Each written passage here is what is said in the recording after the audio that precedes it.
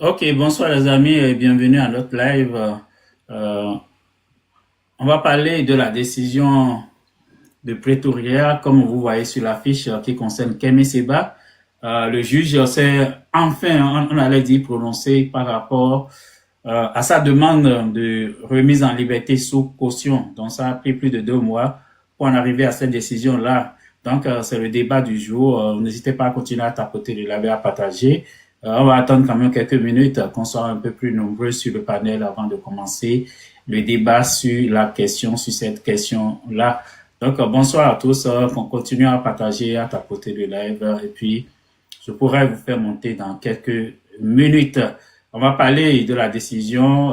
Si vous avez suivi l'actualité de la journée, vous aurez remarqué que le juge a refusé de remettre Kemi Seba en liberté comme il le souhaitait.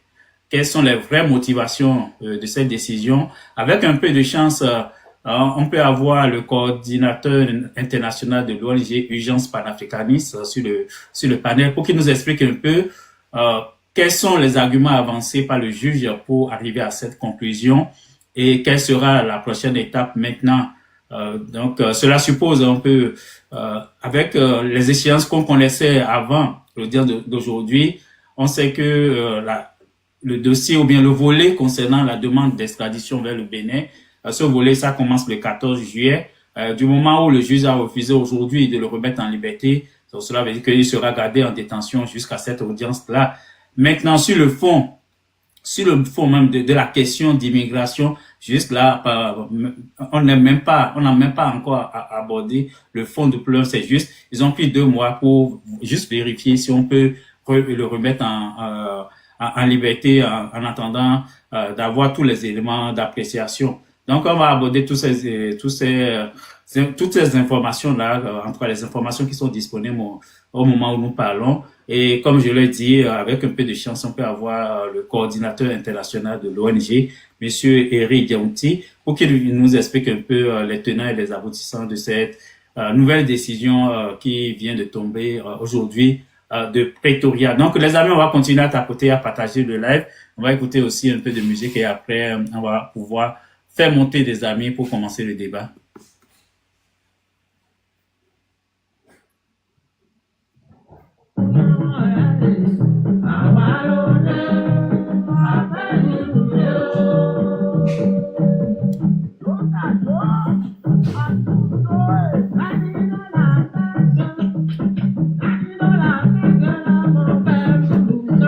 Bonsoir, monsieur Hippolyte. Donc, bonsoir, les amis. On va essayer de pousser un peu le live. Je viens de lancer. Il est 21h. Donc, on va pousser un peu. Dès qu'on va atteindre quand même un certain niveau d'audience, on va pouvoir vous accepter sur le panel et commencer le débat. En attendant que le coordinateur international de l'ONG Urgence Panafricaniste vienne se joindre à nous pour nous donner plus de précisions parce qu'il est sur place là-bas. Il a des informations de premier choix qu'il va sûrement partager avec nous.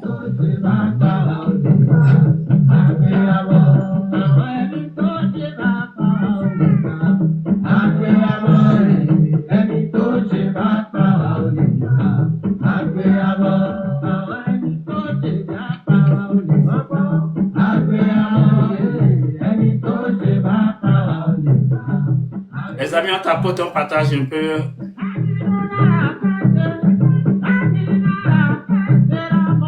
Monsieur Hippolyte, je n'ai pas vu. Je ne sais pas à quel endroit et avec quel nom vous avez écrit. Monsieur, j'avais vérifié, je n'ai pas vu. Je pense.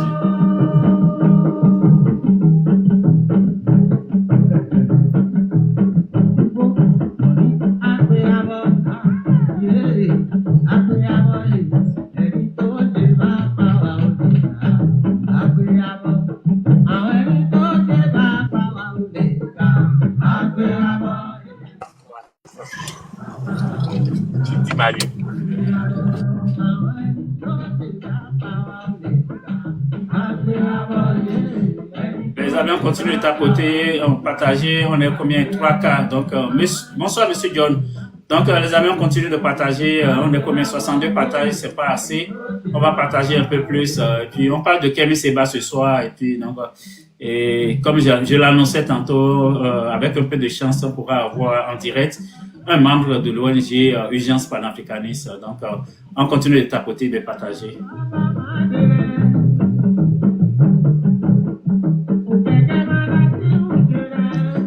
Vous écoutez Otis Newton.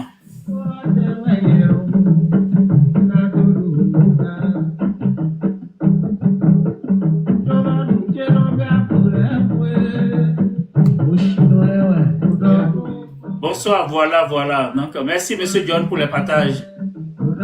Bonsoir, monsieur Lucien. Donc, on continue de tapoter, de partager.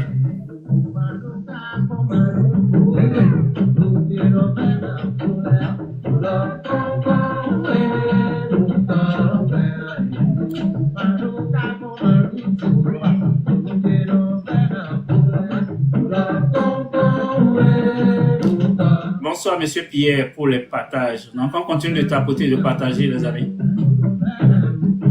Bonsoir, DGA.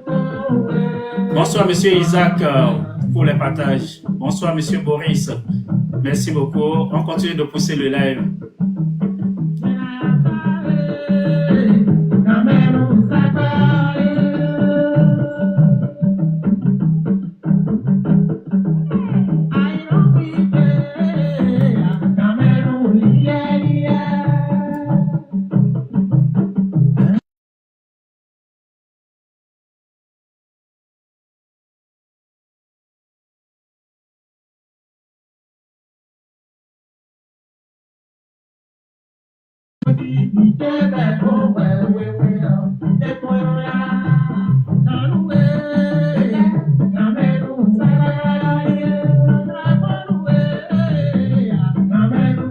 Merci, monsieur Amando. Donc, merci pour le partage. Donc, on continue de pousser le live.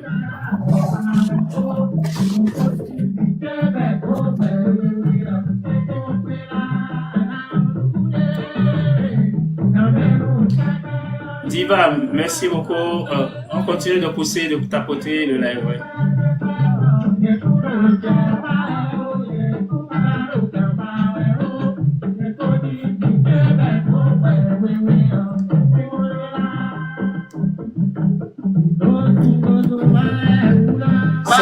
Merci beaucoup pour les partages.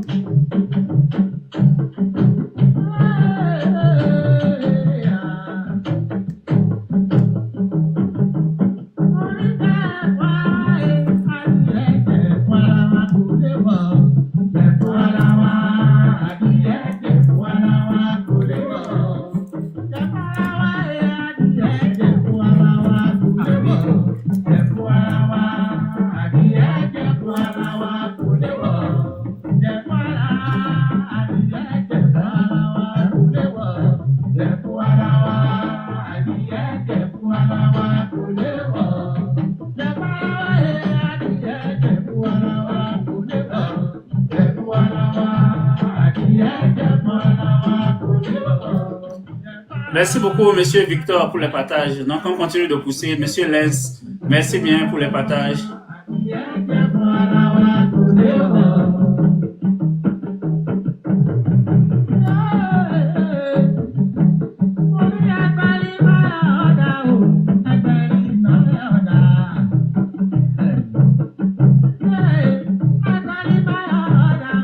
Merci Kitty Case pour les partages.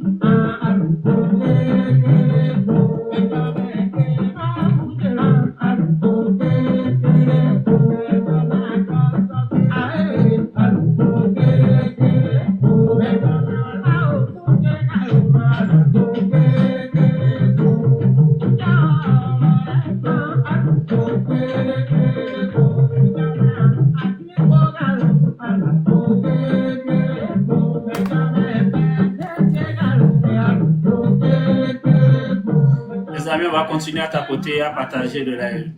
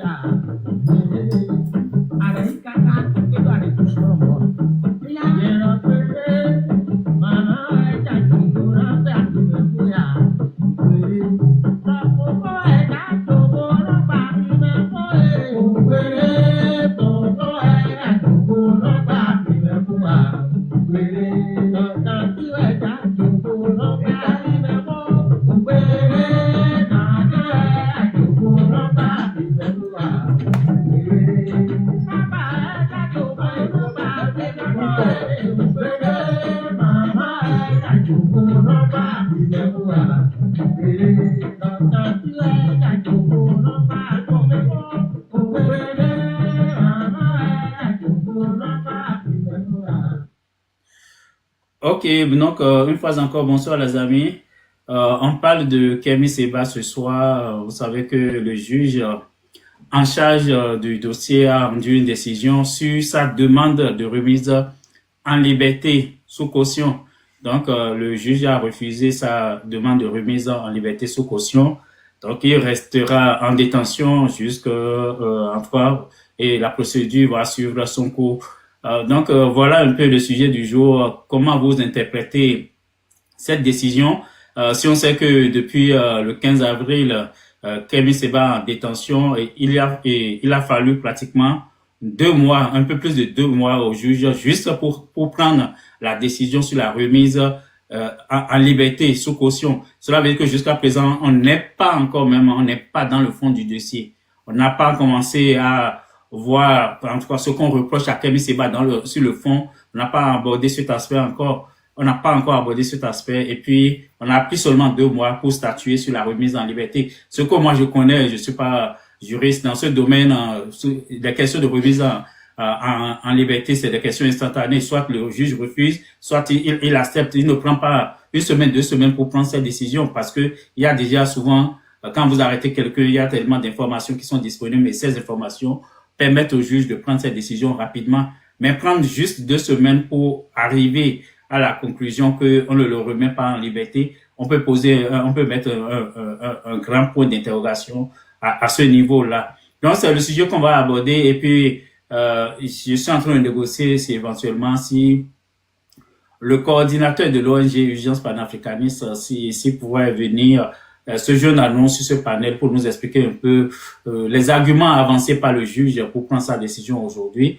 Donc, je suis en contact avec lui au cours du live. Je ne sais pas à quel moment précisément il pourrait monter éventuellement pour nous donner des précisions parce que lui, il est sur le terrain. Il a suivi le procès. En tout cas, il était là, il a suivi le procès. Il pourra nous donner des informations beaucoup plus précises par rapport à cette décision. Donc, le sujet du jour, si ça vous intéresse, quelle interprétation vous faites de la décision d'aujourd'hui? Comment on peut l'expliquer? Donc, si ça vous intéresse, vous pouvez demander à monter dès maintenant. Donc, je peux accepter les demandes. Encore 2 ou 3 minutes et puis après, on va pouvoir commencer à vous écouter et puis on va commencer à échanger sur la question. En attendant que le monsieur Eric Diamouti, qui est porte-parole de l'ONG, puisse se joindre à nous pour pouvoir nous faire partager. Je sais qu'il doit être sur notre live en ce moment et après, il pourra passer par ici aussi pour nous donner plus d'informations par rapport à ce dossier. Donc, on va prendre encore 2 ou 3 minutes, le temps qu'on pousse un peu le live. On est à 11K, donc on va essayer de pousser jusqu'à 20K et puis après, on va commencer à échanger sur la question. Donc, n'hésitez pas à demander à monter. Le panel est ouvert à tout le monde, donc il n'y a pas de souci. Si vous voulez partager avec nous vos avis sur le dossier Kemi Seba, n'hésitez pas à demander à monter. Donc, on tapote encore un peu.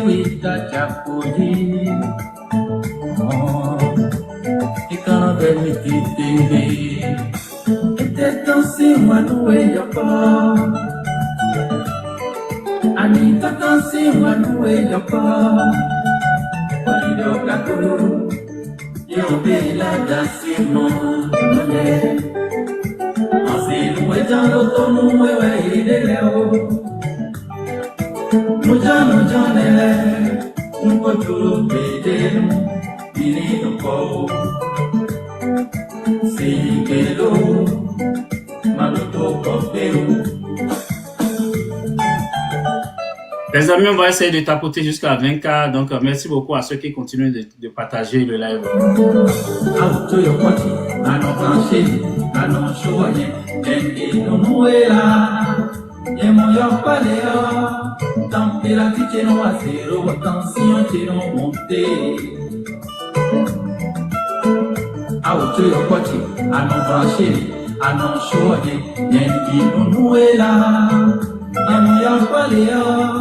Temperature non a zéro, tension c'è non monte. Matuma sotia, matuma sotia. A casa de tudo só já do tudo só quando vai agradar, ali agradar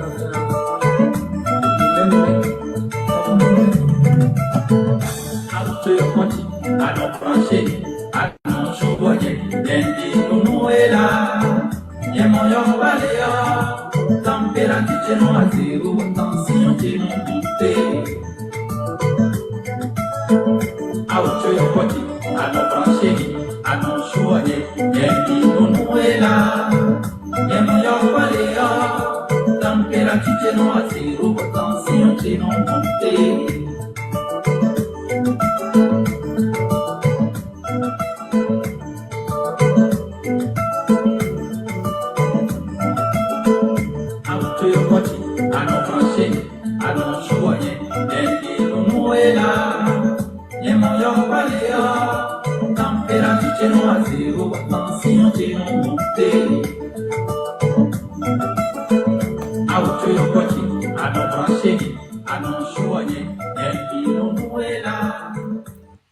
Ok, donc bonsoir les amis, une fois encore, merci d'être avec nous ce soir.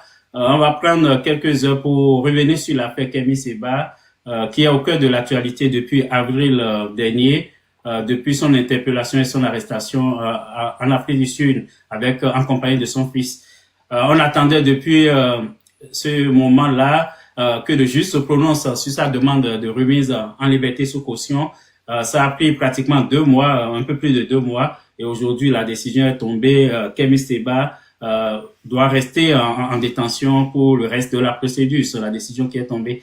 Donc, comme je l'ai annoncé aussi, j'étais en contact avec le coordinateur international de l'ONG Urgence Panafricaniste, Monsieur Eric Diaouti, pour qu'il nous explique un peu, parce qu'il était là dès le début de cette longue procédure là, et puis il suit le procès de près pour qu'il nous partage un peu quelle interprétation on peut faire de la décision d'aujourd'hui, la décision du juge. Maintenant, s'il est là déjà, s'il nous entend, il peut demander à monter, ou je peux aussi lui envoyer une demande je sais qu'il a un agenda chargé cette soirée, donc même si c'est 15 minutes, il va prendre avec nous pour nous dire quelques informations de source. Ok, donc il va nous donner quelques informations quand même pertinentes par rapport au dossier. Et puis, nous, on va continuer le débat ici après son départ. Maintenant. Donc, bonsoir, Monsieur Eric Diaouti. Je vous ai envoyé une demande.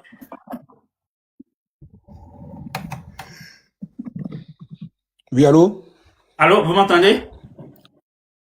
Oui, très bien. Et vous? Oui, très bien.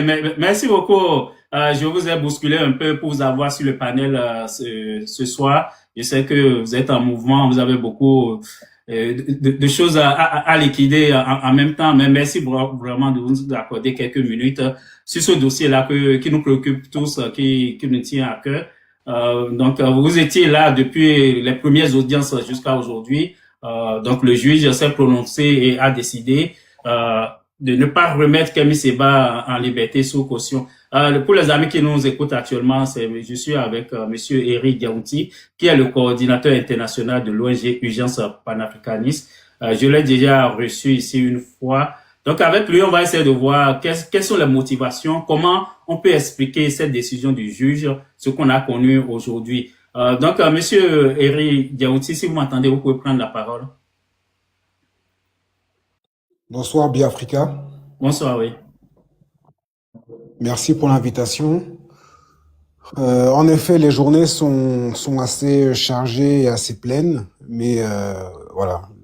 Ma mission, c'est également d'assurer la communication sur les événements, de fournir des explications aux sympathisants, au public qui veulent essayer de comprendre ce qui se joue dans cette affaire judiciaire.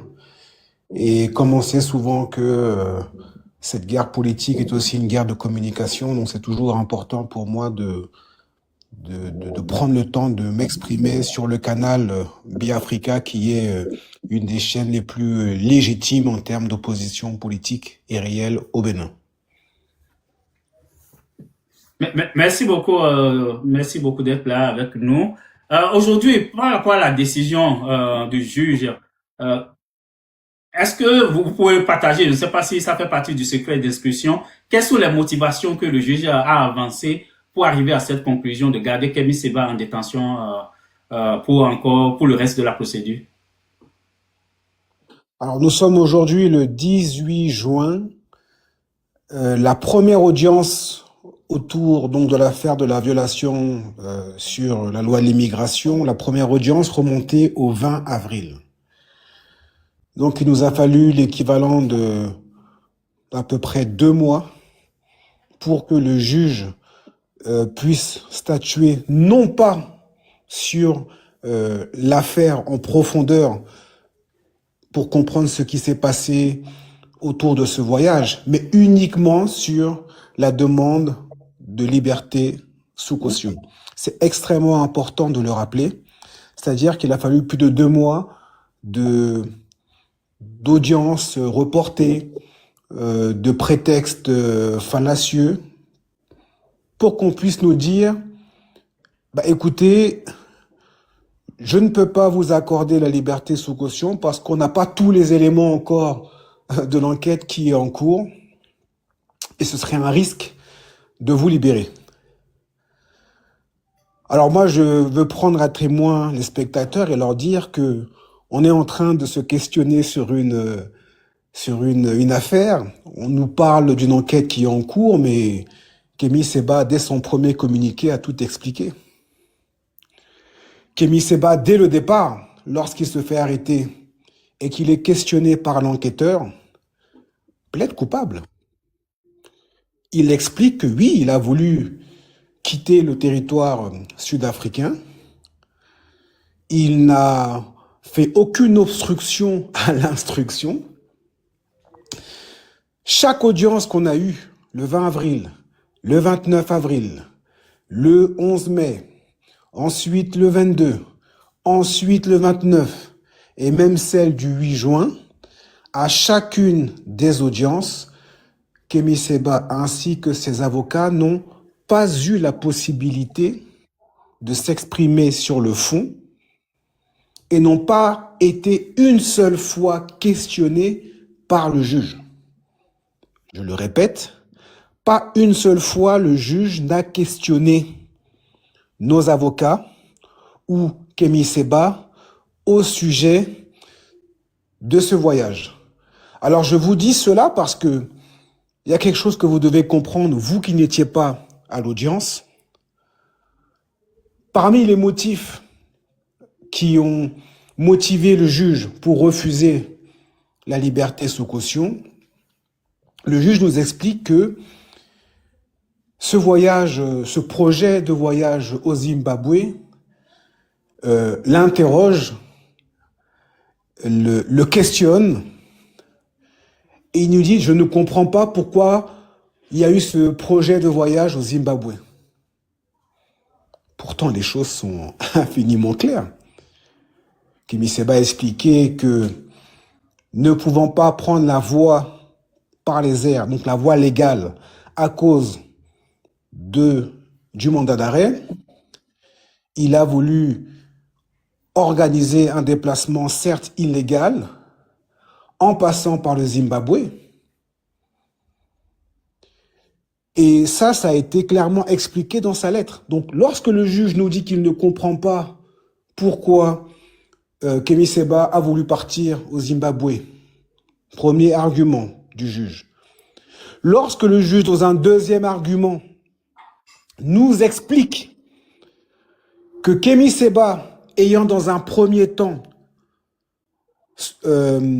organisé un départ, un voyage hors de l'Afrique du Sud de manière illégale, si jamais on lui accordait la liberté sous caution, qu'est-ce qui nous garantirait qu'il ne referait pas à nouveau la même chose, puisqu'il nous a montré qu'il a été capable de mettre en place une logistique pour organiser un tel déplacement.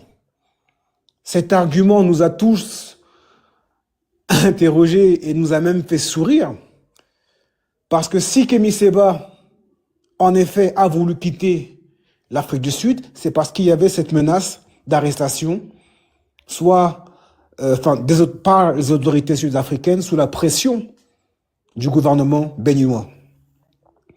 Mais maintenant que la nouvelle est publique, maintenant que Kémy Séba est en Afrique du Sud, maintenant qu'il a enclenché un processus de demande d'asile pour rester sur place et poursuivre ses activités politiques, maintenant qu'il est prêt à, dans une deuxième affaire qui va commencer le 14 juillet, à défendre sa cause et à s'opposer à cette demande d'extradition, pourquoi voulez-vous qu'il à nouveau quitte le territoire?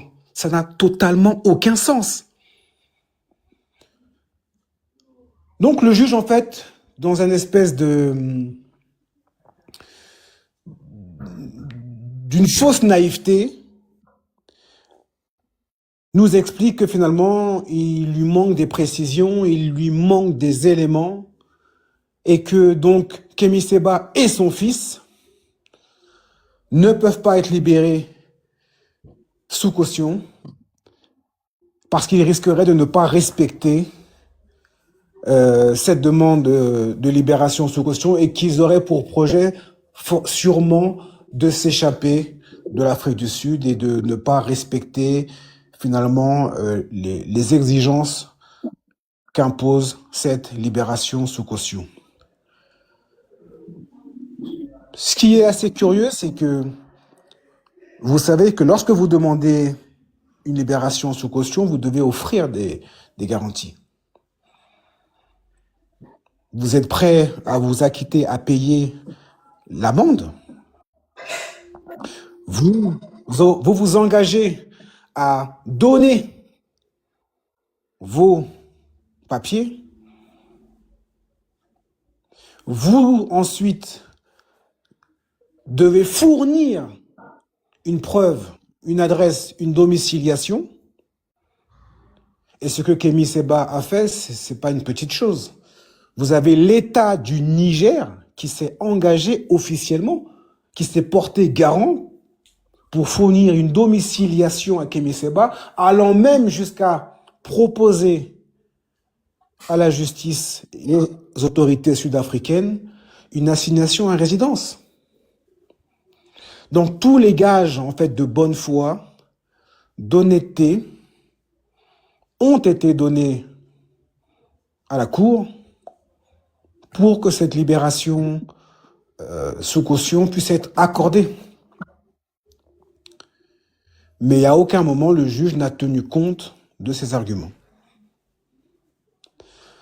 Vous rajoutez à cela la question de l'enfant, donc du fils de Kémy Séba, Konsou Séba. Je pense que, et je vous le dis en tant que témoin, toutes les personnes dans la salle, les journalistes, quelques personnalités dans le public, quelques avocats qui sont venus à titre en solidarité pour soutenir Kémy Séba, sont venus me voir à la fin de l'audience et m'ont dit qu'eux-mêmes ne comprennent pas ce qui se passe. C'est-à-dire qu'ils ne comprennent pas finalement l'entêtement qu'ont eu les autorités sud-africaines à ne pas accorder la liberté pour le fiston. À la limite, si vous considérez qu'il ne mérite pas la liberté sous caution, mais expulsez-le du pays d'où il est venu. Séparez-le de son père. Puisque l'instruction qui est en cours, et je pense qu'il n'y a pas besoin de développer les moyens du FBI, du Mossad ou de je ne sais quel service de renseignement pour se rendre compte que le fils de Kémy Séba n'a pas de contact ou de réseau politique ou la possibilité de menacer la sécurité de l'Afrique du Sud. Donc le fait que le juge, dans une espèce de cécité, continue d'associer le père et le fils avec le même destin, nous montre clairement un parti pris, et surtout qu'il y a une stratégie de guerre psychologique qui vise à frustrer le père, qui vise à l'atteindre psychologiquement, en maintenant en détention le fiston. Alors je veux dire à toutes celles et ceux qui croient qu'en agissant de la sorte, ils vont atteindre psychologiquement le père, c'est que c'est mal connaître la détermination de Kémy Séba. Et j'en veux pour preuve le texte qu'il a transmis aux avocats, et donc qu'on a publié sur sa page Facebook, qui maintient la même ligne, à savoir de dénonciation de cette arrestation politique, dénonciation du contexte politique de ce qui est en train de se passer, dont vous êtes sur lesquels vous êtes très largement revenus, le voyage du nouveau président dans l'AES, les mesures cosmétiques, sociales qui sont balancées un peu à gauche à droite pour être un peu dans une espèce d'esbrouf et de pseudo-nouveautés, nouveaux contextes, donc nouvelle gouvernance, mais le temps permettra à chacun de comprendre ce qui est en train de se jouer actuellement, parce que c'est toujours pareil, hein, un média comme le vôtre qui est en avance dans le décryptage, dans la lecture de la politique béninoise, a raison trop tôt. Et dans quelques temps, celles et ceux qui sont en train de dresser des lauriers au nouveau président nommé Wadani finiront par se dire « Ah, finalement, un tel ou un tel qui avait dénoncé ce qui est en train de se jouer dès le départ avait raison. » Donc, Kémy Séba a fait un texte extrêmement lucide sur ce qui est en train de se jouer. Il continue, depuis sa cellule, à être observateur de la scène politique béninoise, de l'actualité béninoise. Donc, il n'est aucunement atteint. Quelqu'un qui est atteint dans sa chair, c'est quelqu'un qui n'a plus la capacité à réfléchir, à observer les choses et à essayer un peu de proposer une déconstruction de ce qui est en train de se jouer. Plus que jamais, cet acharnement judiciaire, cet acharnement politique sur sa personne, le conforte dans son analyse, le conforte dans ses choix, dans son engagement visant à libérer le Bénin d'une mafia qui a pris en otage tout un pays, et le conforte finalement dans ce rôle de, comment je pourrais dire ça, de semi-porte-parole de toutes les voix béninoises ou même africaines qui sont injustement incarcérées de manière fallacieuse, avec des procédures viciées. Et donc, il va plus que jamais continuer à se servir de ce procès politique pour pointer le doigt sur la répression, sur les restrictions des libertés et sur finalement cette Afrique néocoloniale, en tout cas en concubinage, en relation incestueuse avec le colon, qui refuse finalement de donner la possibilité à la majorité de s'exprimer et de jouer son rôle, de donner son avis sur la conduite des affaires.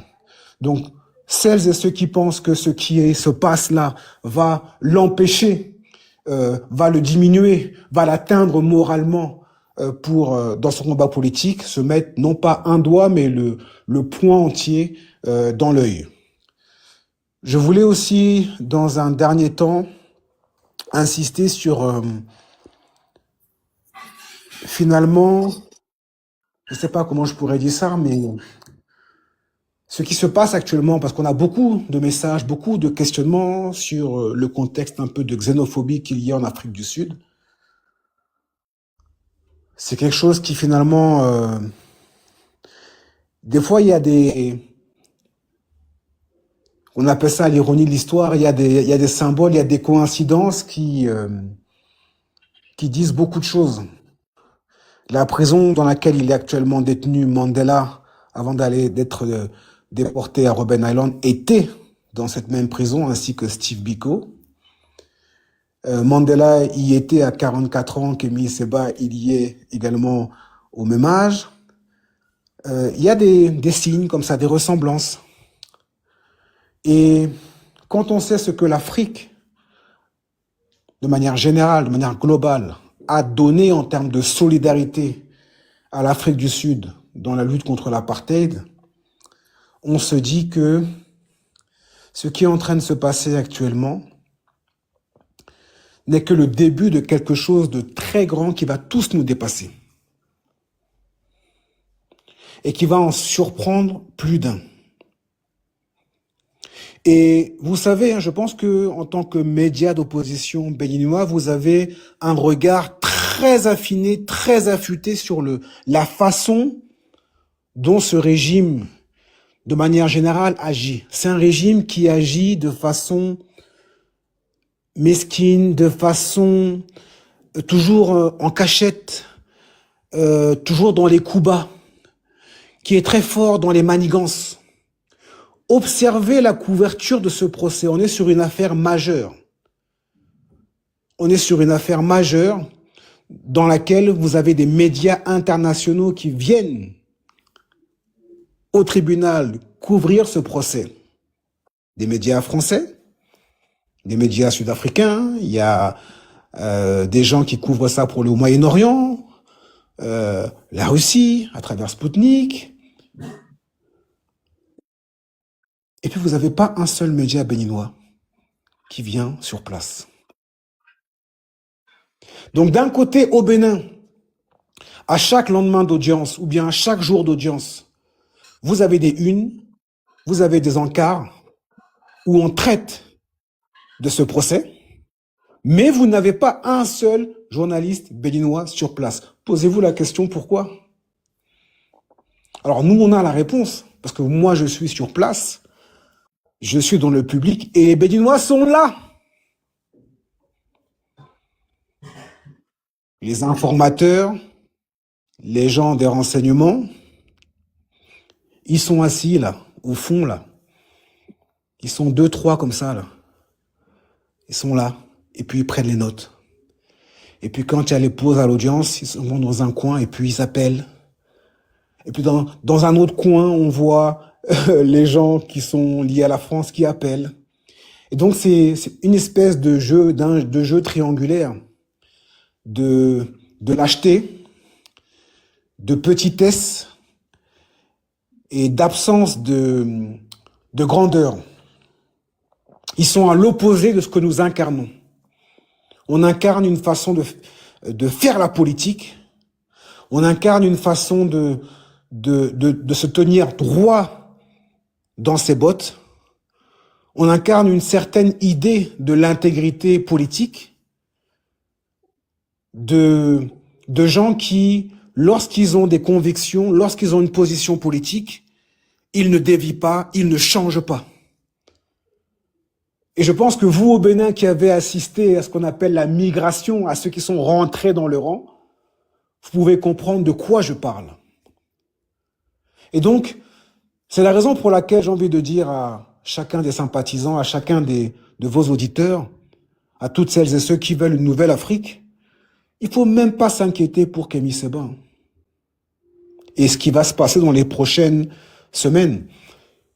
Parce que la deuxième affaire d'extradition vers le Bénin va s'activer, parce qu'on travaille sans relâche jour et nuit sur la façon dont on va faire tomber les masques de l'hypocrisie, de la lâcheté, de la tartufferie et du règne du faux du régime béninois.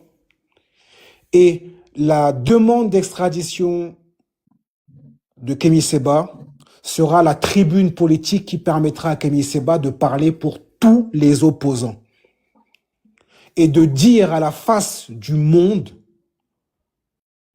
de manière internationale, voilà ce qui se passe au Bénin. Donc je pense que les Béninois, avec leurs alliés français, et quand je dis les Béninois, je parle bien entendu de la mafia qui a pris en otage le Bénin,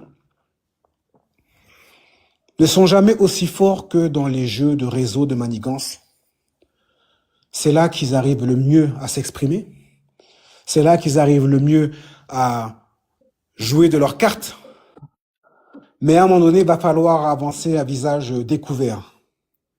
À un moment donné, il va falloir argumenter, justifier la demande d'extradition. Et ce ne seront pas les éléments bidons qui vont avancer à l'audience. Et on les connaît d'avance déjà. On sait déjà ce qu'ils vont dire. On travaille dessus H24. Et ben là, ça va être une véritable partie de plaisir. Parce qu'en fait, notre vie, ça a toujours été ça. Confronter le mensonge face à la lumière. Ça n'a toujours été que ça. C'est notre sport. Kémy Séba a commencé ses activités militantes en s'opposant aux maîtres de ceux qui sont en place actuellement à Cotonou. Donc quand vous avez défié le maître, quand vous avez affronté de manière frontale les autorités françaises, ça ne va pas être la marionnette qui va vous effrayer. Quand vous vous êtes attaqué aux marionnettistes, ça ne va pas être la marionnette qui va vous inquiéter. Donc, que chacun garde son calme. C'est une bataille juridique qui, de manière générale, surprend tous les observateurs qui sont à la cour. Parce que vous prenez, je ne sais pas comment je peux vous dire ça, vous prenez n'importe quel immigré illégal qui se fait arrêter dans la rue, on le contrôle, on voit que il est en dépassement de visa, on le prend, on l'arrête, il fait sa garde à vue, on le met en détention et en moins d'une semaine, on l'expulse. Et c'est terminé. Alors, et si les autorités sud-africaines ne souhaitaient pas faire de même pour Kémy Séba parce qu'on considère que c'est un client politique d'une autre ampleur, au moins son fils Et c'est ce que toutes les personnes qui étaient présentes à l'audience, au moins son fils, Konsou Seba, devait depuis longtemps être expulsé. Observez un peu comment les choses se sont passées. 2 mois pour un jugement. On n'est même pas sur le fond de l'affaire par rapport au voyage, au projet de voyage. On est juste 2 mois pour statuer, pour donner le point de vue sur une demande de libération sous caution. Donc ces 2 mois ont profité à qui selon vous? Vous avez la réponse. On a vu les gens du Bénin qui, dès qu'ils ont entendu que Kémy Séba était arrêté, ont pris le premier avion, paf, chap chap. Ils sont arrivés sur place avec un document qui n'avait ni queue ni tête, parce qu'ils pensaient qu'ils allaient faire la même chose qu'ils ont fait au Togo ou bien en Côte d'Ivoire. C'est leurs habitudes. C'est comme ça qu'ils font, leur pratique. Mais c'était un peu plus compliqué, un peu plus long. Et finalement, c'est au cours d'une audience comme ça qu'on nous sort, donc c'était le 29 mai, je ne dis pas de bêtises, qu'on nous sort finalement le 29 mai, donc depuis le 20 avril, il a fallu 1 mois. Et rappelez-vous que très tôt, le procureur spécial de la Criette avait fait une conférence de presse, je crois que c'était la première semaine après l'arrestation, pour dire que le Bénin avait déposé une demande d'extradition. Donc du 20 avril, c'est arrivé jusqu'au 29 mai pour que le document arrive. Pourquoi ça a pris autant de temps? Ça a pris autant de temps parce que le document n'était pas aux normes, parce qu'il fallait qu'ils réfléchissent aux arguments qu'ils allaient mettre dans le document. Et ce document d'Interpol est passé grâce à l'appui de la France, qui a ses réseaux. Donc ce que je suis en train de vous dire, je pourrais vous en dire plus, mais je ne peux pas vous le dire comme ça publiquement. Je suis donc en train de vous expliquer que vous avez un régime, un pays, des autorités d'un pays, qui ont fait du cas de Kémy Séba une affaire personnelle. Avec l'appui de la France, qui voit en cette occasion une opportunité historique de pouvoir mettre fin à la carrière politique d'une personnalité politique qui l'a le plus dérangé par rapport à son influence en Afrique ces dernières années. Donc il y a une connivence, il y a une alliance. Les Français ont sauvé Talon le 7 décembre. Et maintenant, on lui demande de tout faire pour qu'il puisse en finir avec Kémy Séba. Donc vous avez des Béninois, c'est ce qu'on appelle la répétition de l'histoire. Vous avez des Béninois qui décident de collaborer avec une puissance étrangère, donc la France, pour mettre fin à la carrière politique d'un de leurs enfants, d'un de leurs fils. Qu'est-ce qu'on reproche à Kémy Séba finalement? Qu'est-ce qu'on lui reproche? Qu'est-ce qu'il a fait de mal? On lui reproche d'avoir été constant dans sa critique d'un régime qui considère que si on ne se couche pas face à lui, si on ne va pas dans son sens, c'est alors que on n'a pas de légitimité politique. Et je veux faire un rappel également à ceux qui pensent que tout a commencé à partir du coup d'État, donc du 7 décembre. L'ostracisation médiatique de Kémy Séba a commencé depuis son expulsion de la Côte d'Ivoire, lorsque Ouattara avait interdit un meeting qui devait se tenir contre la France-Afrique, contre les bases militaires et contre le franc CFA. Kémy Séba Ouattara donne l'ordre d'expulser Kémy Séba de Côte d'Ivoire. Il revient donc au Bénin. Il est interrogé par l'ancien ministre de l'Intérieur, j'ai oublié son nom. Takalafia. Takalafia, qui est devenu après le responsable de la Sénat, c'est ça, hein? Oui. Et dans le bureau, c'est-à-dire qu'il est expulsé, il arrive à Cotonou, il se dit, bon, je suis chez moi, ça va, dans mon pays, On le prend à l'aéroport, on le met en garde à vue. Une nuit, le temps que le matin, maintenant, le ministre arrive, le convoque dans le bureau et lui dit « Monsieur Kapochichi, vos activités que vous faites là, ça nous pose problème parce que la Côte d'Ivoire, c'est un pays frère. » Comme si nous, on ne considérait pas la Côte d'Ivoire aussi comme un pays frère. C'est ça aussi qui est bizarre. La Côte d'Ivoire, c'est un pays frère. Et le président, par rapport à, donc Talon, à l'époque, par rapport à ses activités économiques, a des intérêts, a des choses en place là-bas en Côte d'Ivoire. C'est pas bon ce que vous faites. Donc, vous allez devoir surveiller un peu vos propos, votre langage. En fait, c'était un genre de rendez-vous d'intimidation. Kémy Séba l'a regardé, il lui a dit, mais ça, c'est votre vision, c'est votre façon de voir les choses. Moi, je ne fais pas la guerre, je ne vais pas en Côte d'Ivoire pour faire la guerre aux Ivoiriens. Je suis dans un débat politique, un débat d'idées. Je critique une certaine idéologie liée à la France-Afrique. Ce sont des débats citoyens. Il n'y a rien de mauvais. Kémy Séba sort de cette convocation. Il fait une conférence de presse. Dans la conférence de presse, il dévoile tout. Et il dit qu'il ne changera pas, il ne déviera pas de sa ligne. Donc, de manière générale, quand vous avez un ministre qui vient, qui vous convoque dans le bureau et qui vous menace, entre guillemets, 90% des gens vont se taire et vont rentrer dans le rang. Kémy Séba n'est pas de cette nature. Et donc, il décide de poursuivre et d'être constant et de taper même encore plus fort contre ces gens.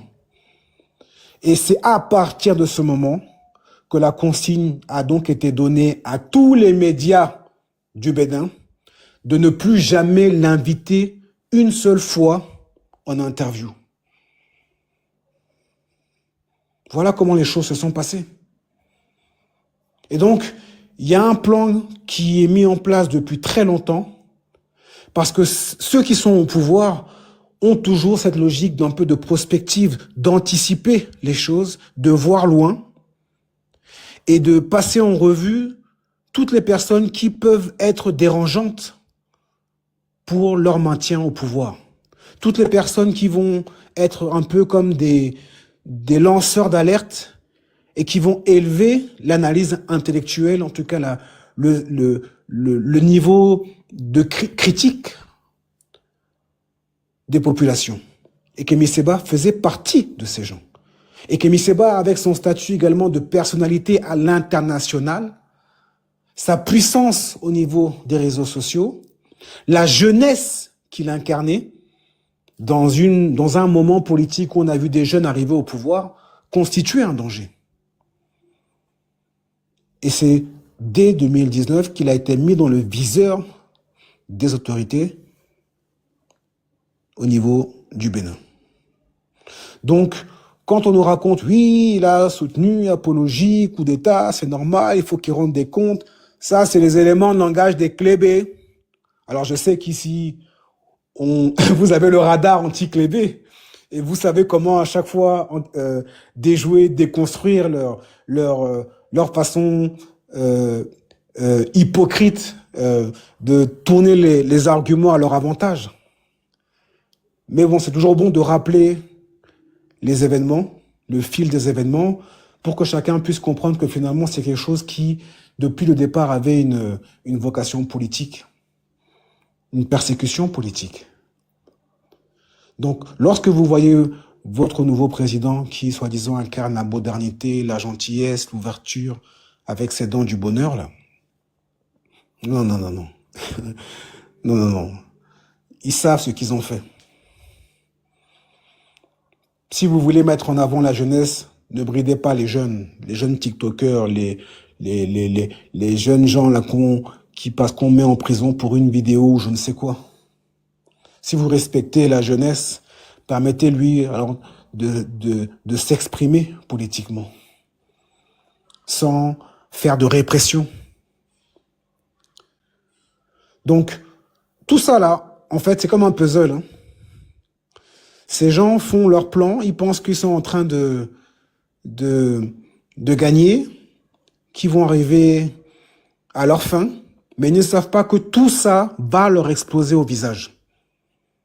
Tout ce qu'ils sont en train de faire, ce n'est que finalement augmenter la légitimité, la popularité de Kémy Séba et de toutes celles et ceux au Bénin qui sont dans cette même logique de constance dans l'opposition. Vous n'allez jamais entendre un Kémy Séba qui, quand il va arriver à la cour, dira que « Ah non, j'ai fait une erreur. Ah, c'était pas mon compte. J'avais la démence. » ou j'avais... Non, c'est ça qu'ils aiment. Hein. Ils mettent un peu la pression sur ceux qui sont arrêtés, qu'ils renient leurs convictions pour montrer aux autres, voyez ce qui va vous arriver si vous vous levez. C'est une espèce de manipulation mentale, psychologique. Moi, je n'ai jamais vu. C'est la première fois que je vois. Hein, et pourtant, j'ai vu des choses. Hein, depuis, on va dire, mes 20 ans d'engagement politique. C'est la première fois que je vois sur des pages Internet, donc anonymes. Hein, quand vous allez mettre un commentaire, je vais même pas dire hostile au régime, mais un commentaire où vous allez analyser politiquement ce qui est dit sur une décision politique. Et puis on tag la CNIL, je sais. En fait, il y a un esprit de délation et on veut instaurer un climat, une terreur chez les gens. Mais lorsque les choses sont faites de façon aussi systématique, lorsque vous avez des gens qui sont payés uniquement pour imposer une espèce de terreur au niveau intimider la population, c'est que les gens qui sont au pouvoir savent qu'ils n'ont pas de légitimité et que malgré leur toute-puissance apparente, ils sont extrêmement fragiles. Et c'est en cela qu'un Kémy Séba est dangereux, parce qu'il finalement, par son aptitude à rester droit debout, droit dans ses bottes, pardon, et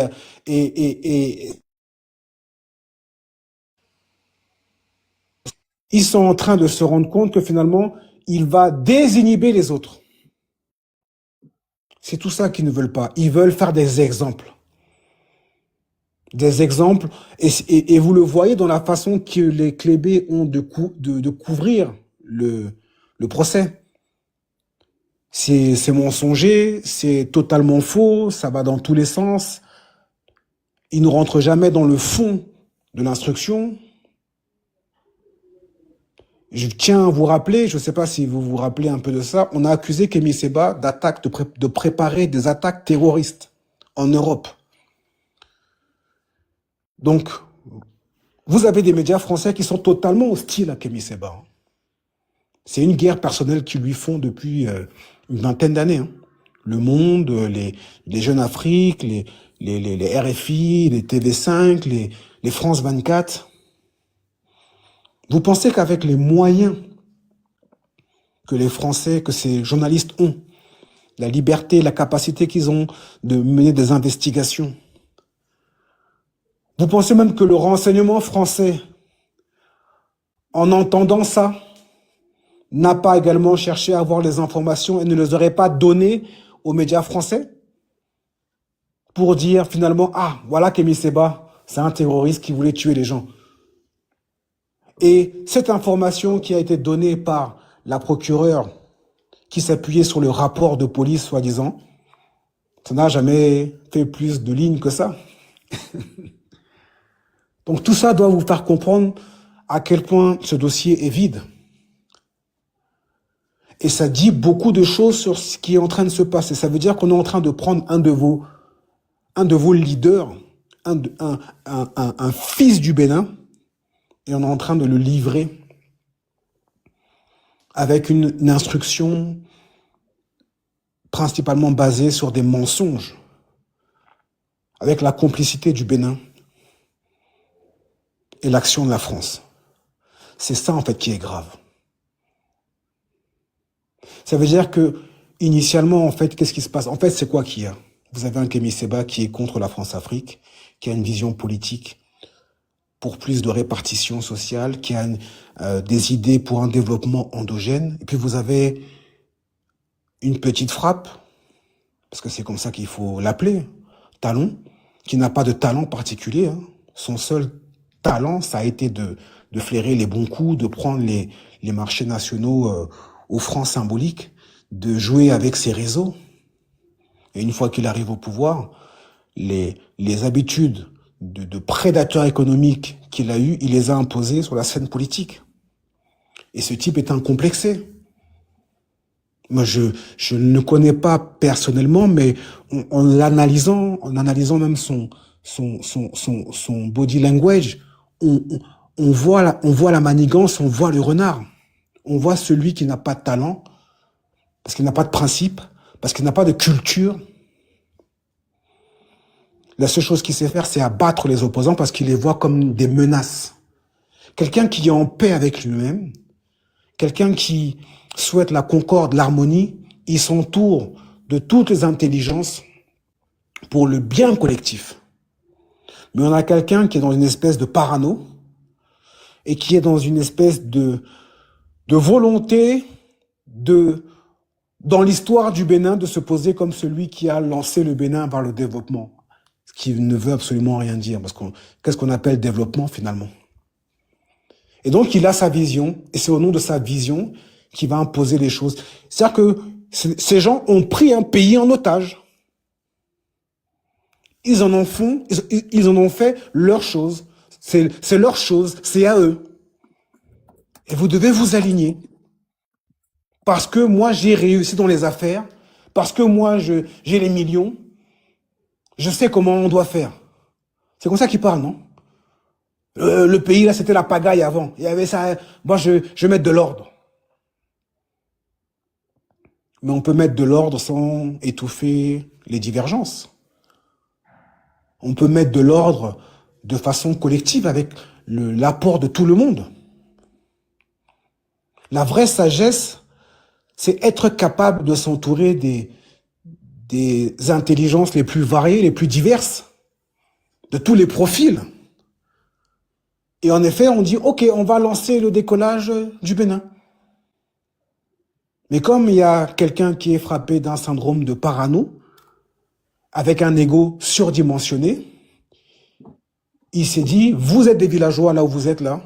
C'est parce que vous avez l'esprit villageois que le Bénin a été ce qu'il est, un pays de pagaille. Moi, maintenant, je suis venu rétablir l'ordre. Voilà un peu voilà la construction mentale de ce type. Et donc, il a fait une affaire personnelle de Kémy Séba. Mais c'est que le début. Hein. Et il ne l'emportera pas. Il faut qu'il le sache. Les choses sont en train de se préparer, se mettre en place dans le monde matériel comme immatériel. Et chacun comprendra ce dont je suis en train de parler. Donc, pour le coup, sérénité. Hein. Moi, je le vois régulièrement, parce que je suis ici en Afrique du Sud. Je fais mes visites légales tous les jours qui me sont permis. Je discute avec lui. Discussion, séance de travail, préparation avec les avocats. Et le plan se déroule comme il doit se dérouler. Et il n'y a personne qui est abattu, il n'y a personne qui regrette, qui se sent abandonné. Les gens n'ont même pas aidé des soutiens qui sont là. Et comment les choses vont s'organiser. Le Bénin, en fait, ne comprend pas que, en tout cas le régime Talon Wadani ne comprend pas qu'ils sont en train de lutter contre quelque chose qui est inévitable. Ils sont en train de lutter contre un esprit d'insoumission qui est partagé par une majorité d'Africains et surtout dans l'histoire collective béninoise, cette ADN de la résistance, de l'insoumission face à l'ordre colonial, elle est présente. C'est juste que on a mis un couvercle. Quand vous avez une casserole, une marmite là, il y a le couvercle, hein, donc la vapeur ne sort plus. Mais quand vous soulevez le couvercle, tout sort. Donc, oui, il y a une terreur qui a été imposée avec la complicité il faut le dire, de certaines forces politiques locales, de la fausse opposition, qui également devront rendre des comptes. Ils devront rendre des comptes le moment venu. Mais il y a quelque chose qui est là chez chaque Béninois, qui sommeille. Et je prends souvent cet exemple. Pendant longtemps, on a pris l'écureuil comme symbole du Bénin. Vous connaissez un peu l'écureuil. Il y a l'écureuil, il regarde à gauche, il regarde à droite, et puis il sort, et puis hop, il disparaît, on ne le voit plus. Il observe. Les Béninois sont là, sont calmes, sont dans leur coin, mais ils observent, ils voient. Donc, ce qui est étouffé là, quand ça va exploser d'un coup, chacun sera surpris. Prenez l'exemple du Niger, de Bazoum. Il y avait une terreur politique qui régnait sous Bazoum. C'était vraiment le symbole du pantin du préfet, du président préfet, du président présidé depuis l'extérieur, à faire des déclarations où il disait qu'il n'avait pas d'armée. De la même façon, Talon avait fait pareil en allant en France en disant que le Bénin était un désert de compétences. Vous voyez un peu les éléments, les ressemblances. Quand Bazoum est tombé, il n'y a pas eu un habitant du Niger qui l'a regretté. Il n'y a que les petits France-Africains qui le regrettent, là, qui pleurnichent. Mais les gens sont soulagés depuis son départ. Et on a vu la population du Niger devant la base militaire française camper jusqu'à faire une tribune. Les gens campaient devant parce qu'ils avaient peur que ces militaires sortent pour renverser le régime. Les militaires français se sont retrouvés encerclés. On a vu des mamans j'ai assisté à ces scènes, qui étaient sur place, qui préparaient la nourriture pour donner aux gens qui restaient dehors. On leur apportait de l'eau, on leur apportait à manger. Les gens faisaient la veille citoyenne. Vous pensez qu'il n'y a pas ça au Bénin? Avec l'histoire du Bénin? Mais c'est parce qu'ils savent que justement il y a cet esprit d'insoumission là qu'ils imposent une terreur plus dure. Mais on ne peut pas éternellement terroriser les gens. Donc ils ont beau faire tous les plans de communication qu'ils veulent.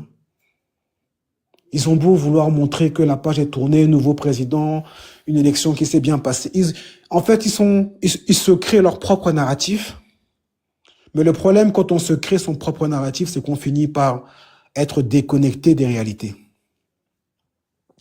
Et quand la réalité reprend ses droits, le réveil est toujours brutal. Donc, pour conclure, pour finir, si je devais un peu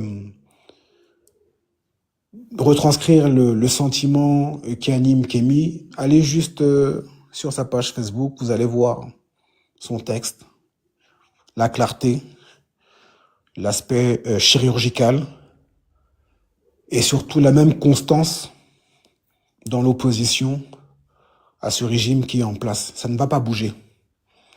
Et plus le Bénin la cherche à vouloir taper sur lui, plus ils sont en train de coaliser une indignation contre le Bénin qui finalement se retournera contre eux. C'est déjà le cas. Et les choses sont en train de se mettre en place comme il le faut. Donc, sérénité, sérénité. Biafrika, continuer de rester un espace de débat, de discussion, d'éveil. C'est ça qu'il faut. Moi, j'ai un plaisir. C'est quand j'entends un Clébé qui raconte des bêtises et puis quand après, il est repris derrière par les gens. Ah, j'aime ça. Chaque fois que ces gens se mettent à parler, chaque fois qu'ils essayent de vouloir être dans la contradiction intellectuelle, ils perdent cette bataille. Et c'est parce qu'ils n'ont pas d'arguments intellectuels qu'ils sont obligés de criminaliser les opposants.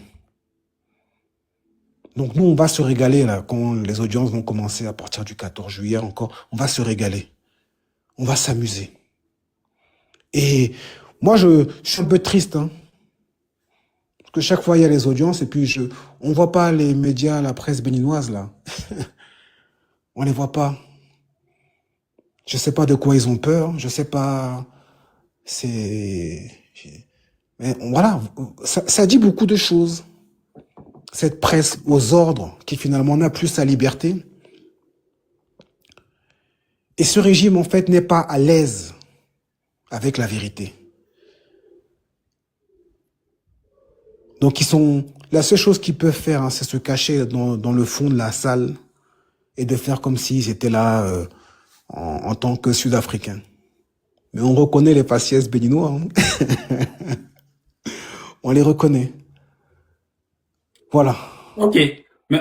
Merci beaucoup, Monsieur Eri Diaouti. Je rappelle que vous êtes le coordinateur international de l'ONG Urgence panafricaniste. Je sais que vous êtes attendu sur un autre plateau. Donc, merci d'être passé par ici. J'ai Marie de Guadeloupe qui est là aussi. Ben, je vais permettre à Marie de Guadeloupe de prendre la parole. À tout moment, vous pouvez vous retirer. Je sais que vous êtes attendu et que je vous ai pris comme ça, pour venir ici nous dire quelques mots par rapport à la décision d'aujourd'hui. Merci vraiment d'avoir... Il n'y a pas de problème. Il n'y a pas de problème. C'est toujours un plaisir de passer chez vous. Et voilà, je pense que de manière ponctuelle, chaque fois qu'il est nécessaire de faire le point sur l'actualité, chaque fois que vous avez besoin d'éléments, n'hésitez pas à me solliciter. Je salue la grande sœur Marie. Bye bye. Bonsoir Eri. Merci pour le témoignage que tu viens d'apporter. Et c'est sûr que moi, je sais que Kémy, son devoir, il l'a déjà accompli. Il est simplement là pour nous aider à prendre conscience des réalités. Et le connaissant, il a déjà très bien compris l'enjeu. Donc, c'est à toi que je dois aujourd'hui dire merci.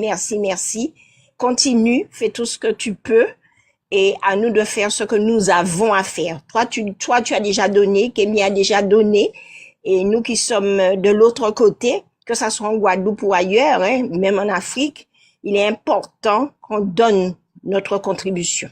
Voilà, je te remercie vraiment pour tous les mots que tu as dit. Ok, merci beaucoup. Mais Bonne soirée. On peut aussi, on peut aussi prendre vos impressions par rapport à la décision du juge aujourd'hui, Marie de Guadeloupe. Alors, c'est Marie Guadeloupe, hein. C'est pas Marie Guadeloupe, ok. Marie Guadeloupe. Ok, oui. Allez-y. Alors, la décision du je m'y attendais plus ou moins. Parce que il faut savoir que Kémy, c'est un prisonnier politique. C'est pas un vagabond, c'est pas un laissé pour compte, c'est pas, etc. Mais c'est, en dehors d'être un prisonnier politique, c'est un prisonnier politique conscient. Donc, c'est encore plus dur. Alors, il faut absolument qu'il trouve quelque chose à lui reprocher, trouver une façon de l'emmener face à nous. Ils veulent jouer, effectivement, comme il dit, Henry, ils veulent jouer aux personnes qui ont des leçons à donner au peuple. Donc, ils peuvent pas penser un seul instant que Kémy nous a déjà transmis les vérités et que c'est à nous de faire ce qu'il faut pour continuer la démarche que nous avons entreprise. Il faut savoir que moi, je suis en Guadeloupe. Je suis un enfant de victime. Je suis un enfant victime parce que mes ancêtres ont été déportés pour être réduits en esclavage. Et quand j'ai rencontré Kémy dès la première fois, nous avons, je ne sais pas, il y a une vibration particulière qui s'est installée entre lui et moi. Et c'est vrai que c'est quelqu'un pour qui j'ai beaucoup de respect parce que les mots qu'il emploie, la façon qu'il a de parler, les exemples qu'il cite, la volonté du sacrifice, etc., nous donne l'impression que effectivement nos ancêtres ont fait pareil. On a l'impression qu'il est habité par eux, parce que pour acquérir la liberté des Africains déportés pour être réduits en esclavage sur la terre de Guadeloupe et ailleurs, il a fallu faire du Kémy Séba. Et quand Kémy Séba parle chez nous, c'est ce qu'on voit. On voit à travers lui. Donc, sur la terre d'Afrique, il a encore un autre devoir. Son devoir, effectivement, c'est lever les consciences pour qu'on ne puisse pas se faire acheter. Donc, ça, c'est encore un autre combat. Parce que quand quelqu'un sait que tu as faim, il va t'emmener une baguette, il va pas t'emmener un plat. Parce qu'il se dit, si t'emmènes un plat, il va contenter ta faim. Donc, il va te donner une baguette, enfin, un pain, et tu seras obligé à chaque fois de venir lui demander un petit bout, un petit bout, un petit bout. D'accord? Et donc, Kémy, dans sa démarche, il dit quoi? Il dit, eh ben, faites avec le fait que vous avez faim, faites avec vos souffrances, parce que vous êtes les seuls qui peuvent de vous-même vous libérer de toute offense et aussi de toute volonté de vous assujettir. Donc, c'est ça que Kémy fait passer en Afrique, parce que très souvent, on se rend compte que les autres pays, ils ont fait leur richesse, ils ont fait tout grâce à l'Afrique, mais ils nous diminuent. Ils nous font croire que l'Afrique, il n'y a pas de compétences, l'Afrique n'est pas debout économiquement, etc. Et malheureusement, ils trouvent des preneurs, ils trouvent des responsables de pays qui marchent là-dedans et qui maintiennent le peuple à ce niveau-là. Et moi, j'ai honte. Je vais pas vous mentir, j'ai honte, j'ai déjà pleuré. Je n'ai pas honte de le dire. J'ai déjà vraiment pleuré, versé des larmes, parce que je m'attendais pas de ça de l'Afrique du Sud. J'accuse l'Afrique du Sud aujourd'hui. Au même titre que je peux accuser le Bénin, j'accuse l'Afrique du Sud. Et pourquoi j'accuse l'Afrique du Sud? Parce que Nelson Mandela, nous nous sommes battus en Guadeloupe et ailleurs pour sa libération. Nelson Mandela a promis que l'Afrique du Sud serait la terre d'accueil des personnes qui seraient poursuivies pour l'idéologie de liberté. Nelson Mandela nous a promis que l'accueil qui serait réservé aux combattants de la liberté serait quelque chose d'exceptionnel. Et il l'écrivait, il était en prison et on s'est battu à sa libération. Aujourd'hui, quand on se rend compte que en Afrique du Sud, des gens qui ont bénéficié du travail de Nelson Mandela puissent se permettre de complicité. Pour moi, c'est une complicité. De complicité pour pouvoir effectivement remettre Kémy Séba dans cette situation-là. Alors, j'en ai honte. J'en ai honte parce que ces gens ont toujours dit nègre contre nègre. Les Noirs sont contre les Noirs. Les Noirs s'aiment pas entre eux. Les Noirs sont ceci. Les Noirs sont cela. S'il y a un problème entre Kémy et le président du Bénin, il faut le régler. Mais on ne peut pas l'envoyer dans la gueule du loup. On doit lui donner la possibilité de s'exprimer, de faire. Donc, on doit l'accompagner. Et moi, c'est ce que j'attendais de l'Afrique du Sud. Voilà. Donc, il y a tellement à dire. J'ai le cœur gros, non pas pour Kémy Séba, mais pour nous tous. Parce que le travail qui nous reste à faire, le chemin est tellement long que si on ne met pas les bonnes chaussures, c'est vrai. Si nous sommes des personnes qui avons peur d'avoir les pieds qui saignent, eh ben, on risque d'abandonner à la moitié du chemin. Donc, mettons les bonnes chaussures et celles et ceux qui peuvent aller au-delà de tout ce qu'il y a à faire, armons-nous pour y arriver. Voilà. Merci beaucoup, Marie Guadeloupe, d'être passée par ici pour donner vos impressions par rapport à la situation de Kémy Séba. Je rappelle à ceux qui ont pris le live en cours de route que le juge a rendu sa décision aujourd'hui par rapport à sa demande de remise en liberté sous caution. Et on s'interrogeait comment ce juge a pu prendre jusqu'à 2 mois pour se prononcer juste sur l'aspect concernant la remise en liberté sous caution, sans même aborder le fond du dossier. Prendre 2 mois pour arriver à cette conclusion, c'est ça qui interroge chacun. On n'a pas besoin d'être du monde judiciaire ou bien juridique pour pouvoir se questionner sur ça. Parce que jusqu'à présent, on ne connaît rien.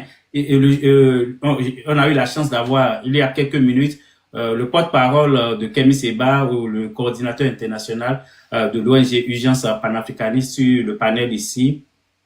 Et il nous rappelait d'ailleurs que jusqu'à présent, Kémy Séba lui-même n'a pas été écouté. On ne l'a pas interrogé. On a juste pris des éléments amenés ou bien apportés par ce qu'on a présenté comme les enquêteurs. Et à partir de ces éléments, on a pris la décision de le garder en détention préventive, on peut le dire. Donc, le dossier n'a pas, pour l'instant, le dossier n'a pas vraiment avancé. Et puis, l'autre interrogation qu'on avait, si la justice sud-africaine a décidé de garder Kemi Seba là, sous prétexte qu'il y a un mandat d'arrêt international contre lui. On peut se questionner sur la question de son fils. Je ne sais pas si le Bénin a lancé aussi un mandat contre le fils de Kemi Seba. Donc, on ne comprend pas pourquoi, même si éventuellement décidé de garder Kemi Seba, pourquoi il faut garder Kemi Seba, son fils aussi en détention. La prison, c'est pas une banalité quand même. On aurait pu, les questions d'immigration, on sait comment les gens règlent. On ne te veut pas dans notre pays, on te renvoie d'où tu viens. Et on aurait pu permettre à ce jeune-là de retourner en France. Je pense que il a encore la nationalité française. On aurait pu lui permettre de retourner là-bas. Moi, je ne sais pas pourquoi on peut continuer à le garder en détention, à le traiter ainsi. On est quand même en Afrique chez nous, sur la terre de nos ancêtres. Et puis, Marie Guadeloupe le rappelait, on ne doit pas oublier le combat qu'a été le combat de Nelson Mandela. Donc, c'est tous ces éléments qui interrogent par rapport à la situation de Kemi Seba. Donc, jusqu'à présent, on n'est pas encore allé dans le fond du dossier. On est toujours dans la forme. Et la décision qui est tombée aujourd'hui, c'est que Kemi Seba va rester en détention. Kemi Seba, son fils, les deux vont rester en détention. Et puis la procédure va continuer. Ok, j'ai quelques amis qui sont sur le panel. Je vais continuer à pas accepter. Si vous faites votre demande pour monter, la première chose, vous devez être abonné pour pouvoir monter sur mon panel. Vous n'êtes pas abonné, je ne peux pas vous accepter parce que je ne veux pas les gens qui passent par ici un soir. Donc, pour monter sur un panel, la moindre des choses, il faut être abonné au panel ou bien à la chaîne d'abord avant de demander, faire votre demande.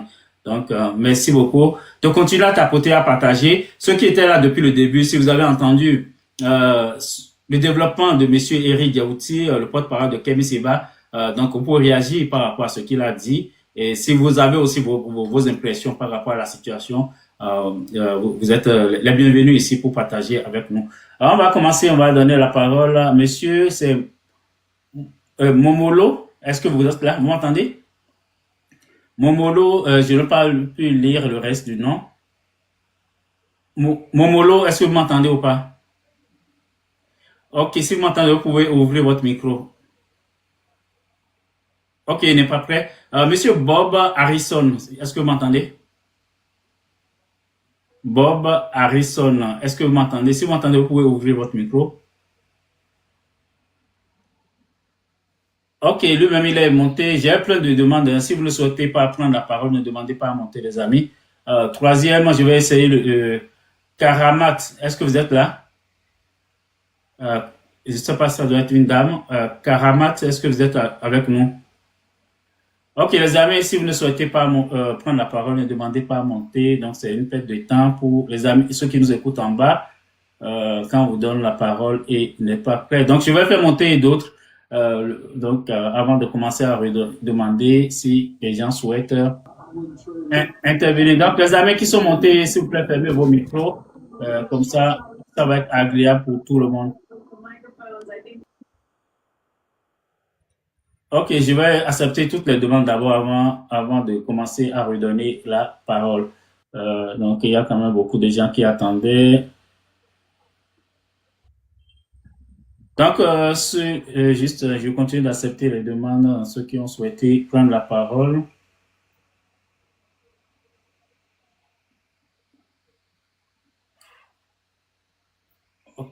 Donc, on continue de tapoter, de partager le live le temps que je fasse monter. Financière, l'épargne, on peut le faire aisément. J'épargne parce que j'ai identifié mes besoins, j'ai identifié.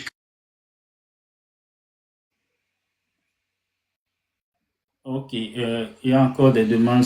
Laissez-moi le temps de les accepter tous et comme ça, on va faire le tour pour voir qui souhaite prendre la parole. Donc, quand vous souhaitez monter, la première chose, abonnez-vous à la chaîne si vous souhaitez prendre la parole et puis faites votre demande.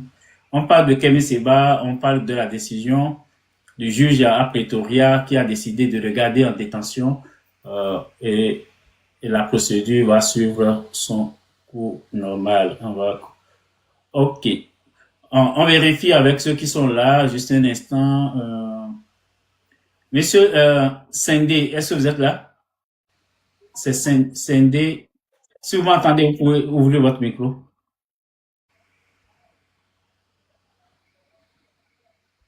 Monsieur Sendé. Ok, ceux qui sont en bas, est-ce que vous m'entendez ou pas? Ou bien les gens, quand ils montent, ils n'entendent plus ce que j'ai dit. Je ne sais pas pourquoi ils demandent à monter, on leur donne la parole, ils ne disent plus rien. Iako, est-ce que vous êtes là? Ok, monsieur Akan, merci. Iako, est-ce que vous êtes là ou pas? Si vous m'entendez, vous pouvez ouvrir votre micro.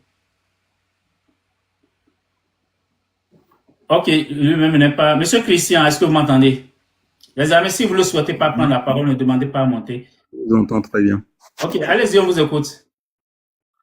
Non, ben, je pense que vous avez suffisamment donné d'éléments sur la situation de Kemi Seba. Je pense qu'il nous revient à tous Africains de lui envoyer donc beaucoup de force et de rester mobilisés pour que dès que le combat sera lancé, qu'on soit prêt à intervenir d'une manière ou d'une autre pour que l'issue soit heureuse. Pour ne pas trop discourir, je pense que je devrais pouvoir m'en tenir là et chacun d'entre nous devrait comprendre le message que je passe par là. Merci beaucoup, monsieur Christian. Ok. Je vous remercie. Ok, je vais faire monter d'autres. Ça, c'est... R. Flores, est-ce que vous m'entendez? R. Flores, si vous m'entendez, vous pouvez ouvrir votre micro. Ok, bonsoir, Blacky. Blacky, est-ce que vous êtes là? Ah, ok. R. Flores, allez-y d'abord. Blacky, je reviens à vous dans quelques minutes. Oui, R. Flores, allez-y, on vous écoute. Non, j'avais pas une intervention. Franchement, je ne sais pas quand est-ce que j'étais là. Je suis juste On ne vous entend pas du tout. Ok, je ne pense pas que... Je ne sais pas si son micro ne fonctionne pas. Ok, monsieur Blacky, allez-y maintenant. Allô? Oui, bonsoir. Bonsoir, Biafrica. Bonsoir, oui. Ouais, merci beaucoup pour tout ce que tu fais. Tu vois, c'est un peu déplorable que quand on parle de Kemi Seba maintenant, là, il n'y a pas trop d'engouement et tout. Alors que c'est quelqu'un qui se bat pour le Bénin. Le fait d'être en prison même, ça fait que tout le monde dans le monde entier connaît ce qu'on appelle le Bénin. C'est que ce que le gouvernement Talon a mis en place comme élection, tout ça, c'est que ça rehausse nos doléances par rapport à ce qui se passe au Bénin. Parce que c'est comme si ils se sont arrangés pour juste dire des choses qui ne sont pas conformes. Par exemple, la dame qui est morte lors des événements de 2019, on dit qu'il a le palu. Kemi Seba, il est un tueur, il veut aller tuer quelque part. Des trucs, des énormités. On ne veut pas faire face à la personne par rapport à ce qu'il dit ou bien par rapport à ses ressentis. C'est la même chose. Vous cassez les gens disent dédommagez-moi. Ce n'est pas qu'ils sont contre ce projet. Vous devez dédommager. C'est ce qu'on est en train de dire. Ça fait mal que ce gouvernement-là prend tout le peuple comme, je ne sais pas. Et quand on parle, par exemple, il y a d'autres qui montent et qui disent, je suis monté pour toi. Parce que l'érosion côtière, qui ne connaît, c'est des trucs terre à terre qu'on connaît, qui viennent nous jeter à la figure pour se justifier. Je ne sais pas. Je ne sais pas quand est-ce qu'on peut dire la vérité. Je ne sais pas quand est-ce que on peut contribuer à l'évolution du Bénin par la vérité. Tu vois? Je ne sais pas aussi ce qu'on a fait de mal à vouloir dire la vérité, à vouloir dire ce qui est et à ne pas dire ce qui n'est pas. Tu vois? C'est tout ce que moi ça, un gars du Bénin, reconnu internationalement, un joyau du Bénin, qui est en train de parler, que les Caraïbes, la France, a défié tout. Et maintenant, c'est le Béninois qui veut l'étouffer. C'est le gouvernement qui a la force de l'étouffer. Ce n'est pas se joindre à lui pour utiliser, pour essayer de le comprendre, pour l'utiliser pour que le Bénin avance. Non, c'est le terrasser, comme on a terrassé tous les voix discordantes, les voix qui parlent, ou bien même dans les réseaux sociaux. Regarde, il y a beaucoup comme toi, Biafrica, qui sont maintenant, qui se sont, et on dit, bon, qu'il a fait coup d'État, apologie de coup d'État, machin, personne ne peut plus parler. Non. Quel coup d'État? Tout ce quand il y a eu coup d'État, il y a d'autres qui peuvent dire oui, je suis content. Parce que ils veulent le changement. Il y a d'autres qui peuvent dire non, je ne suis pas content. C'est pas que, ça ne veut pas dire que automatiquement tout le monde a fait coup d'État. Et c'est ce qui se passe quand on oppresse, quand on opprime. Jusqu'à un moment donné, il y aura des gens qui auront des réactions. Moi, ça me fait, et qu'il y a des panels, sur des panels, on parle de Kemi Seba comme si, et on a entendu des audios. Qu'est-ce qu'on a entendu dans ces audios-là, qui n'est pas, je ne sais pas, qui est invraisemblable, ou bien chacun fait quelque chose pour son pays, pour démontrer, et c'est ça qu'il fait en prison. Les Sud-Africains se sont accaparés à quelque chose qui sera d'une manière ou d'une autre bénéfique pour Kemi, pour nous et pour le monde entier. Parce qu'il y a des gens, par exemple, quand on parle du Bénin, ils disent que le Bénin, parce que les réseaux, on a abondé les réseaux par des choses bling bling, des choses qui ne font pas la réalité de ce qui se passe au Bénin. Donc par rapport à Kemi Seba maintenant, regarde comment des Guadeloupéens parlent. Regarde comment des gens de l'extérieur parlent. Donc, moi, je suis très, moi, je suis un vrai partisan de Kemi Seba parce qu'il a mené quelque chose un plus pour moi. Pour moi, c'est comme si, il pouvait apporter quelque chose parce que reconnu internationalement, il pouvait apporter quelque chose pour le Bénin. Je ne le connais pas, mais j'adhère. Si on va voter, parce que c'est comme ça on a voté Patrice Talon. Il est venu de nulle part. Personne ne le connaissait. On le connaissait dans les affaires. Mais on l'avait voté pour juste contrecarrer Yahya Boni. Si on pouvait voter Kemi Seba, c'est parce que Kemi Seba juste a dit qu'il veut être président, qu'il a tous ces problèmes-là. Et moi, je me réjouis que le monde entier est en train de comprendre. Et moi, je ne sais pas, mais ce qui est sûr, c'est l'être humain qui est comme ça. Il ne faut pas qu'on pense que les gens ne sont pas, il y a des gens qui ne prennent pas les choses en main en même temps parce que ils sont bondés, ils sont perplexes. Mais il y a des gens aussi qui comprennent déjà. Donc, beaucoup comprennent ce qui se passe. Donc, tôt ou tard, on va voir et nous, on supporte Kemi Seba, libérer Kemi Seba. Ce n'est pas affaire de Sud-Afrique, ce n'est pas affaire de n'importe quoi. Il faut juste le libérer. Comme s'il a fait un problème de l'immigration, on n'a qu'à le libérer. S'il veut maintenant faire face à la justice, il sera exilé en Sud-Afrique et fait face maintenant. Et c'est plus joli.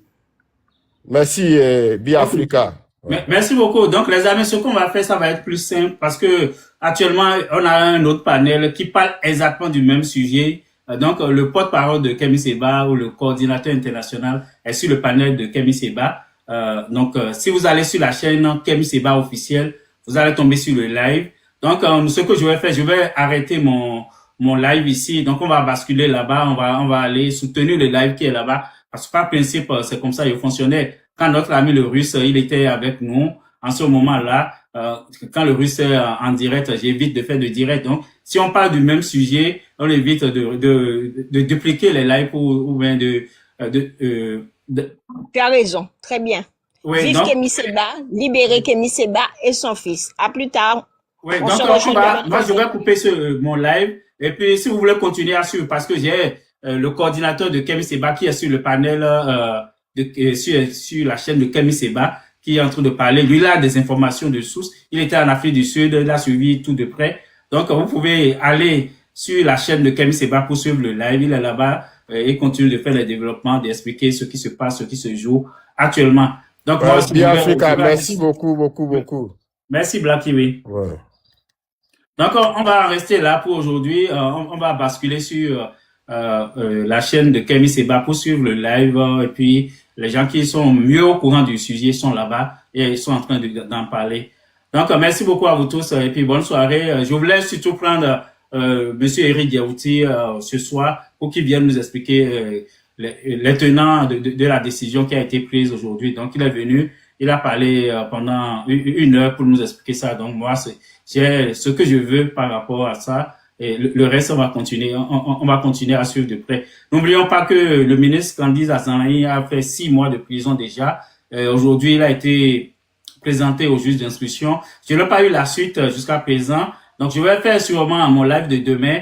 Ça va porter sur Candice Azanlahi. Le samedi, je vais revenir sur... je vais faire un live avec invité. Je suis en train de négocier. Je n'ai pas encore eu l'entente, en tout cas formelle, de la présence de l'invité. Donc, je ne peux pas dire pour le moment son nom. Donc, les amis, je vous attends sur la chaîne de Kemi Seba, là-bas. Donc, je vais déconnecter ce live et puis on va aller soutenir ceux qui sont intéressés par le sujet. Vous pouvez aller sur Kemi Seba aussi officiel. Il y a un live là. Et puis, le porte-parole est là-bas. Il va mieux vous expliquer. Je parle du porte-parole de Kemi Seba, bien sûr. Merci beaucoup. Bonne soirée à tous. Oui.